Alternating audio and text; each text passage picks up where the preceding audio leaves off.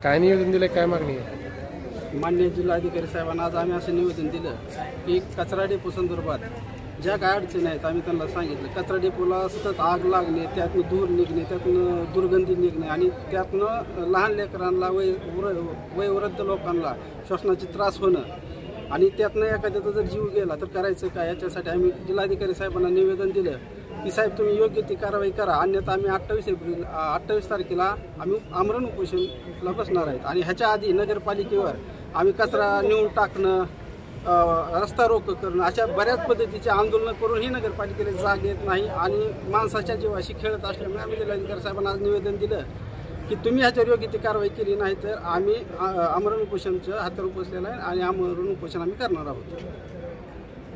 बाळासाहेब ठाकरे गटाच्या वतीने धाराशिव शहराच्या वतीने कचरा डेपोच्या संदर्भात निवेदन दिलेलं आहे आणि आता हे आमचं शेवटचं निवेदन आहे. आम्ही कलेक्टर सरांना तसं सांगितलं आहे आमचे शहर प्रमुख रवी वाघमारे यांनी.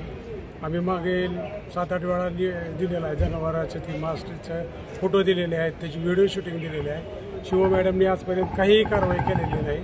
ते आता कलेक्टर सरांनी स्वतः लक्ष घालून त्यांनी सांगितले की आम्ही 8 दिवसामध्ये तुमच्या कचरा डेपोचं विल्हेवाट लावून देतो.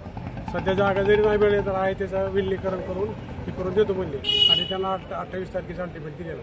28 तारखेपर्यंत ते नाही केलं तर याच्या पुढं मग उपोषणाचा इशारा. महाराष्ट्रातील ताज्या बातम्या पाहण्यासाठी आमच्या YouTube चॅनेलला सबस्क्राईब करा. इंस्टाग्राम आणि फेसबुकवर हा व्हिडिओ पाहत असाल तर फॉलो करायला विसरू नका. धन्यवाद.